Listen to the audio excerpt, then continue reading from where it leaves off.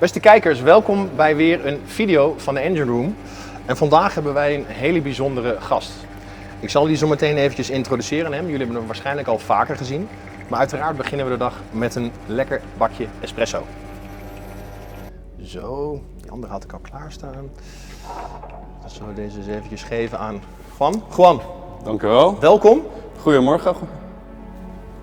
Juan is Spanish, but he can also talk English very well. A little bit of Dutch as well. No? Ja, een klein beetje. Klein beetje, heel goed. Today we're going to talk about a very special car which I told you about a couple of weeks ago. And Juan is our expert. I call him Mr. Wikipedia because he knows everything about cars. And because this is a very special car we're going to be looking at. Indeed. Indeed, it's very special. You already told me about it a couple of years ago that I should buy one. So I finally did. And it is here, yeah? Let's have a look and let's see if you're satisfied with the result.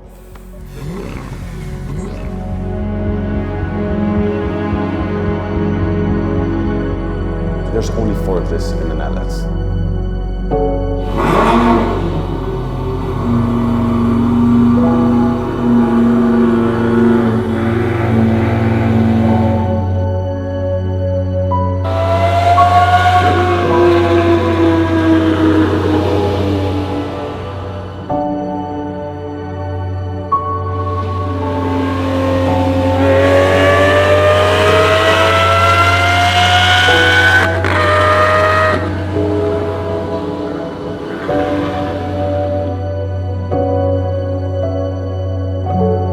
Striking car, huh? Look at it. It's like a picture, you know. It's a very nice car, but you know, is this from an airplane? I think it's from a fighter jet. NASA probably lost it somewhere with the Apollo mission. The carbon fiber and the state of the paint is like the new paint is just the job that's been done to it is absolutely fantastic. And I think that the design is so striking and it's so Lamborghini as well, right? That's why I think it's such an important part of Lamborghini's history. Only the design of it, you see all the hexagons, all the different parts. It's really, yeah, Lamborghini to the fullest. I like the exhaust. It looks like a fighter jet. I know the most cars were named after like bulls, fighting bulls. Correct, yeah. But this looks more like a fighter, like a Europe fighter or an F-35 Raptor. And the sports exhaust, the sound of it, and the appearance, the fact that these wings go up as well when you start going fast. That's also true, yeah. These things go up when you drive really fast. You know, it doesn't have like a roof because of course it's carbon fiber. Yeah. It has 4-wheel drive, and you know, if you look at the rims, they're not that big, but you know, the width of the rims is. But it makes it more drivable. And it has a little bit of camber, so you know, it's very, very sporty. The interior, it's carbon fiber. Carbon fiber everything. Yeah, where you can even imagine the most of remote places. And I think from every single angle, it's such a striking looking car. It's wow. Do you think you can take it to like? Can I have it? Oh, have it. I mean, I like you a lot, but you know, we have to like discuss the price as well. But yeah. We could drive it to the beach. You know, I think like a weekend bag. We can put 2 weekend bags in front. Yeah. It has a nose lift, so we can access the beach very well. It's white, so it doesn't attract me. When are we going? March? Sounds good. A bit cold still, but we can do it. Also, I think one of the things I really like, it has like LED xenon lights, like the first generation xenon lights, because like normal lights, you don't see anything. That's also like a nice analog feature. Yeah.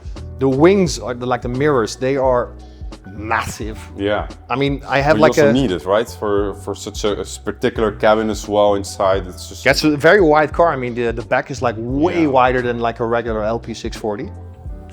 But yeah, I like the wing doors. Yeah, every single thing. I think it's so Lamborghini-ish, and I think also the performance of it is the design is a testament to the performance, right? So it's not just looking so raw for no reason. It is raw, and it's a car that every single time you drive it, it's an event, right? You don't just take this to the grocery shops thinking, oh, just gonna have some fun. No, because you drive this out for the sake of driving it out and for the experience of it. So I really think it's. And even the wing. I mean, the wing is massive. Yeah, I really like it. We could have lunch on there. Yeah, we can have lunch in 5 minutes. Sounds great. Awesome, but we still have to talk about like the details of the car and why it's a good investment car. So let's do that first, and then afterwards we'll order some food and we can have lunch here. Sounds like a plan. Let's do it. So Juan, now we are in front of the car. I think it's very, very special. It's very stealthy. But you know, you're Mr. Wikipedia. So You know, the Lamborghini Murcielago debuted in 2002, I think. That was the LP580. Why is this specific car, the LP670 SV, why is this a more like a holy grail for investment cars compared to the LP580? And maybe could you like explain what the key differences are between those cars? Yeah, so as you mentioned, this is the Murcielago SV, and maybe it's also important to understand the history of what SV means, right? So it's super veloce, and is basically the name that Lamborghini used to those versions in the past as well, with the Miura and the Diablo, that were more track oriented. And by that, not to say that this is a car you would necessarily want to use in the track, especially given its dimension and a bit also its weight. But it is important to highlight that there's been a lot of modifications done Lamborghini did to this car based on the older cars. So as you mentioned, initially Murcielago LP580. 580 stands for the horsepower that it had. And a bit later, Lamborghini also introduced a facelift version, so the LP640, which I think we'll be also speaking about in a bit, and eventually launched this car. And the main differences are that on the one hand, the 6.5-liter V12 aspirated engine was improved with 30 extra horsepower, so from 640 to 670, which also improved its performance numbers. So this car will reach 342 kilometers per hour, which for a car of 2010 is not bad at all. With some measurements even having established at 3.1 seconds from 0 to 100, which is very impressive, especially thanks to its all-wheel drive. Though there was also a GT1 version that had a rear-wheel drive, but that was only track specific. We will not get into that. Very undrivable. But also another fact is that these super veloce versions were also very enlightened. So it went from having about 1,650 kilograms of weight to 1,565. So that's quite a big production. And the way that was achieved was by mainly replacing parts with carbon fiber parts. So you can think about the front bumper, the rear bumper, even the structure of the seats by now was already done in carbon fiber. I think that you can also really feel, and entirely the interior has a lot of carbon fiber parts. And these were not just aesthetic, but also really functional. So in that sense, it really made the car less heavy. And for such a big car, I think 1,560 kilo is not as much. Think about a Ferrari SF90 Stradale nowadays. These hybrid cars are basically the same weight as this, and this has a mid-engine V12. So in that sense, it's a very special car. And also maybe a key difference is that this was a limited car. So the Murcielagos, the LP580 and the LP640 were not limited, did not have limited production numbers, whereas this one did have. So officially Lamborghini was going to produce 350 units.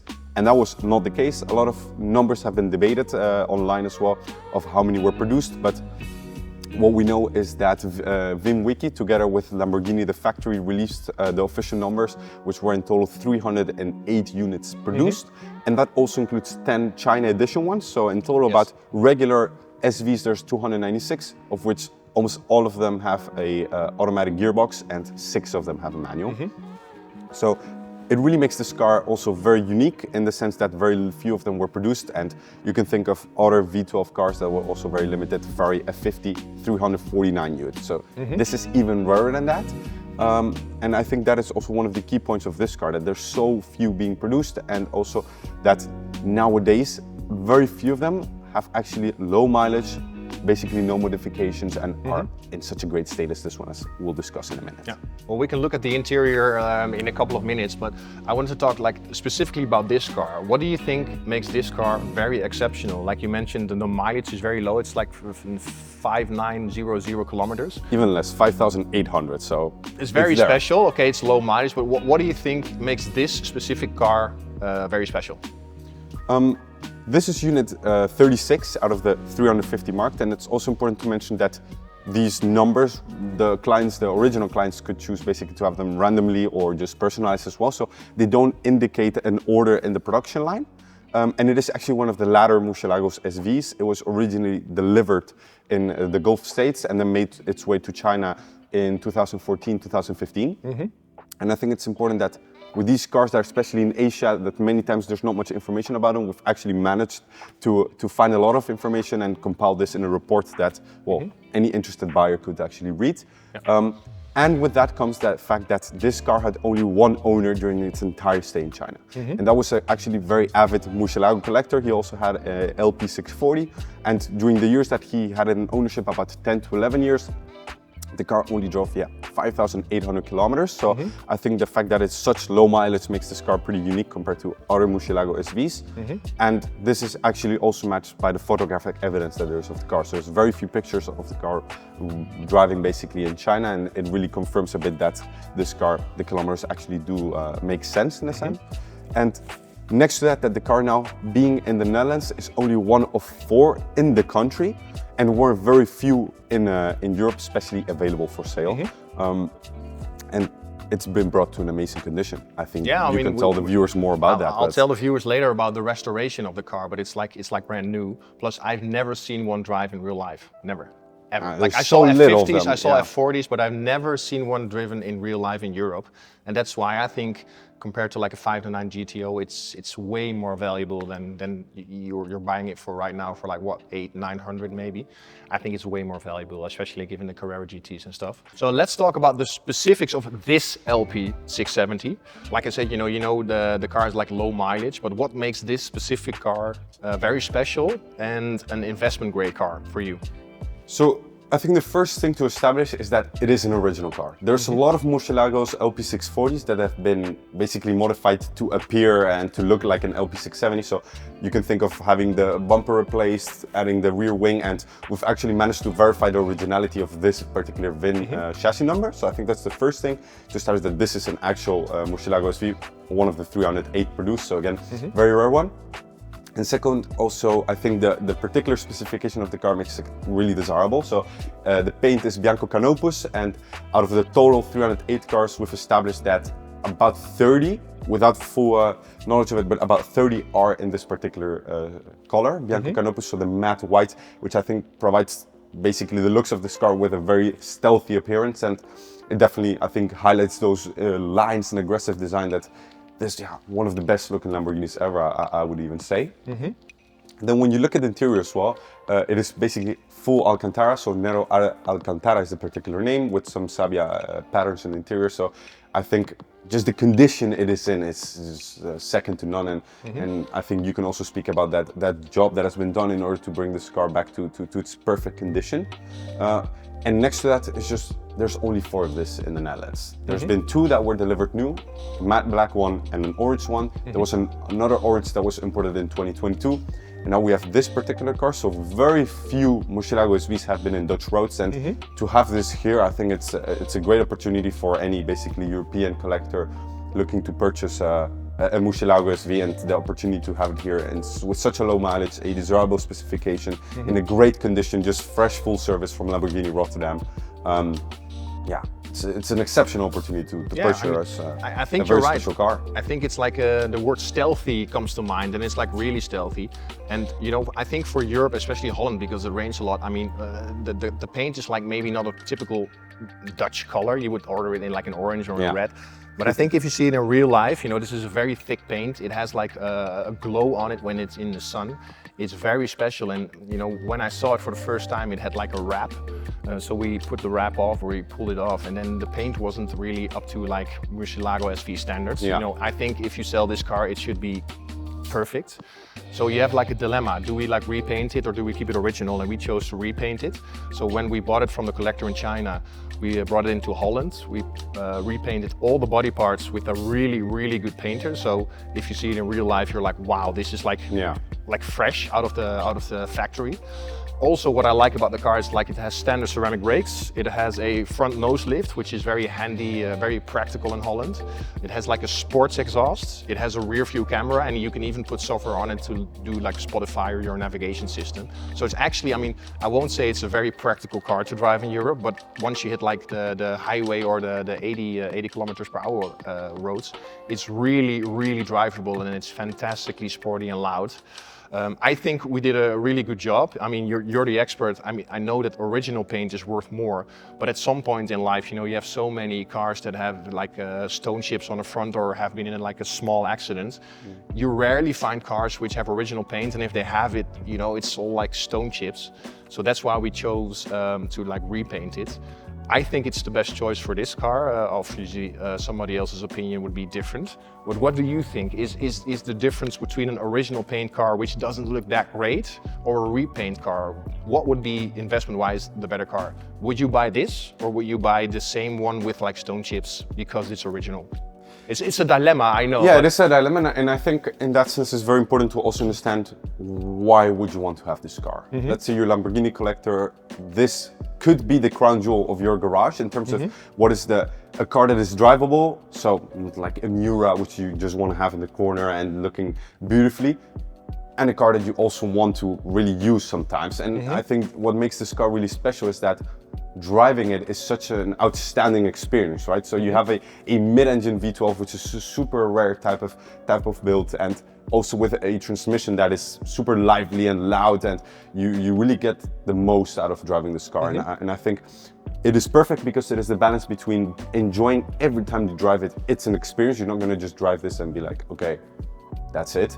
So it's very emotional, but on the other side, it's such a good looking car. It's so special, and I think it really represents it is a combination of an era in Lamborghini, and I think Lamborghini in the 2010s was really, again, a bedroom poster car. This is the lines, the doors going up, also the side wings turning. It's really a dream car for a lot of people, and I think, especially with this new generation of collectors, that this is something that you want to have to drive sometimes, but also to really have in a good state in your garage. And I think the fact that you've repainted this car really brings it back to that perfect condition that you want to have it in, that allows you to drive it, and at the same time really have something unique in your garage. So yeah, because if I compare it to like the Countach in the Diablo, I mean, they're very investment-like cars. You know, a lot of people like them, but they actually don't drive that well. I mean, if you have to back it up somewhere in a parking lot, you don't see anything. And the Aventadors and the Revueltos are maybe a little bit more too new. I mean, the Revuelto is hybrid, so it's always a discussion point. I think the Aventador is still a very good car, but if you look at just design, unregistered, unlimited rules. I mean, a 6.5 liter V12 without a hybrid system. I think it's the peak of Lamborghini. And I still don't know why these cars are not bought by the big time investors, because I think they can easily double in 5 or 10 years. Given that they're so unique, and you know, it's naturally aspirated V12. It has an E-gear. It just works like a sunflower on the Autobahn. It goes. It's like 340 for a 15-year-old car. And it does it without any effort. I mean, it drives really good once you hit the highway. So I think investment-wise, this is a very good car, and we'll talk about that in a minute as well. But for me, I think that was the best choice to repaint it, because it just looks way better, and everything is like done. We've looked under the body parts, we've replaced the batteries, we've replaced filters, we replaced the tires. We did everything that needs to be done to make it as good as new. Of course, you have a little few like scratches on the carbon wing, but you know, it's a car 15 years old. But if you look at it, you're like, okay, this has never been driven outside, and that's what you want for an investment-grade car. And that's also why we sell it as an investment-grade car, not as a drivable car. You can drive it, of course, but mostly it will be sitting in the garage because it's that special. Yeah, absolutely agree with that. And I think there's also, again, going back to the rarity of this car, to understand, speaking of Aventadors or Revueltos, the amount of cars that are now being produced as limited editions. So, for instance, an Aventador SVJ. Only of the coupes there's 900, and of the roadsters 800, which are probably also a bit more than what they actually claim to be, which is, almost 10 times as much as they produced this car. And it's really a unique opportunity to be able to have this car here, and for any collector that, again, wants to, as you say, have it in their garage and have a really unique piece in a great condition, and also having a car that is drivable and that is enjoyable every time you're gonna get your hands behind the wheel. It's gonna be an experience, and I think this is what really makes this car an investment-grade car in that sense. Yeah, I think we can both agree on that. All right, Juan, talking about the car as an investment car, we just talked about the details, why it's so special. Looking at investment cars, you know, you have like the holy grail, the big five of Ferrari. We talked about that this car is more rare than F50. But the F50 is about 3, 4, 5 million, and maybe even 8, 9 for a yellow one. Why would you, as a investor or like a guy who really likes these cars, why would you buy this car? And how do you see the future, like the potential? I mean, we've talked about V12s and the rarity. Why are Ferraris at the moment that much more expensive than this car, and why would it be a very good opportunity for an investor to buy this specific car? As you said yourself, I think the variety is the first selling point. So the supply for these cars in also a good condition, that they've not been crashed, for instance, or anything, this car has not, really makes it outstanding. So there's very few other really limited edition cars that are not Ferraris that are as special as this, I would say. And with this, we also need to understand, okay, what role does this car play in Lamborghini's history? So Lamborghini was for a very long time, it basically almost went bankrupt. Thanks to Euros, they managed to come back. And I think now they're in a great financial position. We actually might see Lamborghini going public in some years, and I can guarantee it'll be a huge success because they're really selling everything they can. And I say this because I think it's important to understand that as we get more people who are collecting Lamborghinis, who are just buying a lot of them, we're also going to see a tendency towards people wanting to buy more important Lamborghinis, if you want to call it that. And I think this is arguably one of the most important, because it really is, on the one hand, the most advanced yet analog car, V12, that Lamborghini produced with a mid-engine. It gives you an amazing driving experience, super emotional. And also the role that it plays. It is the last before this new era of Aventadors or Vueltos, now the Temerario as well. So I think in that sense, it plays a very important part in Lamborghini's history. And as we get more Lamborghini collectors, we are also going to see more people being attracted to these, to this age of cars. And I think this is already has been happening for the last 5 years. We've seen the prices of Porsche Carrera GTs during the COVID go insanely high. We've seen Ferraris now 599 GTOs reaching almost 900 million euro. And I think the important part to understand there is that, as you ask, why does Ferraris, are they more expensive? It really is a matter of brand heritage and brand pedigree. So we all know the history of Ferruccio Lamborghini, and it is a car that came in the 70s. Ferrari has been there since way earlier, and Ferrari has been racing. They have really a huge, a very important history in the world of motorsport, and that has had also a big influence on what it means to buy a more analog or classic Ferrari. And I think as we see now the history of Lamborghini evolve and become also a more important brand, and more Lamborghini collectors being out there, we're also going to see that older analog cars that are, good to drive, but also a very important piece in someone's collection, become increasingly more valuable. And I think that will be the case for this car. We've already seen it increase in value since 2 years ago, as you might recall, from having chatted about other opportunities to acquire Murcielago SV. Now they're clearly more expensive. And we'll see this trend go up in time. Yeah, because I do remember that like 2 or 3 years ago we talked about the Lamborghini SV specifically, and I think you offered me like a green one, and I think the price by then was like 500, 550-ish. An orange one, but yes, also exactly. An orange one, now it's gone so up. that was the price by then, and I'm not going to specifically talk about the price for this car because we already have some people walking around, but like compared to a Carrera GT, which is already like 1.4, 1.5, of course it's a V10, but if you compare it to like a 599 and F50, etc., do you think these cars are undervalued? Because I think if you buy them now, like the cheaper ones start at like 700, 750, and even like the manuals go to like 1.5. But do you think this car is underrated, and why do you think it's underrated? Because you mentioned the Ferrari. Of course, I think the Ferrari brand is very, very good, and they expand in like buildings and fashion. I think Lamborghini can still take that step. But if you just look at the numbers, this should be more rare than an F50. It is, but then why is the price not there yet? Even if Lamborghini is doing things better now, which I think is definitely going to attract more people to have an interest in buying Murcielagos, and I think in the US it's been very evident that there's a very strong interest in these cars for being a V12 and such an emotional driving experience. But the race history of Ferrari, it's never comparable. So I think taking that as a measure is not really indicative of how well this car can perform, and I definitely think that right now they're getting there, and that it will continue to be so. So they were clearly undervalued some years ago, and I think that as we have more young people becoming collectors who had this car as a bedroom poster car, there's going to be a high interest in wanting to purchase such an, again, important Lamborghini, and such a striking looking, and really, to an extent, it was the peak of the culmination of the Lamborghini history up until 2010, when then it completely changed. So I think this car in the future years is going to grow in importance, but even if it's rarer than a Ferrari F50, the weight of the brand can never be there in that sense. Yeah. Regardless of that, it is still super special. And I think, to me, one of the most important things to keep in mind again is that it is in perfect condition. There are so many Lamborghinis out there that have been crashed or modified heavily, as we spoke earlier. And I think having a specific limited edition and truly limited to 300 cars basically is an outstanding opportunity to have one of the most special cars in the market. I agree with you on especially the racing history. Of course, Ferrari has like a huge history of racing, and they have world champions, Michael Schumacher, etc.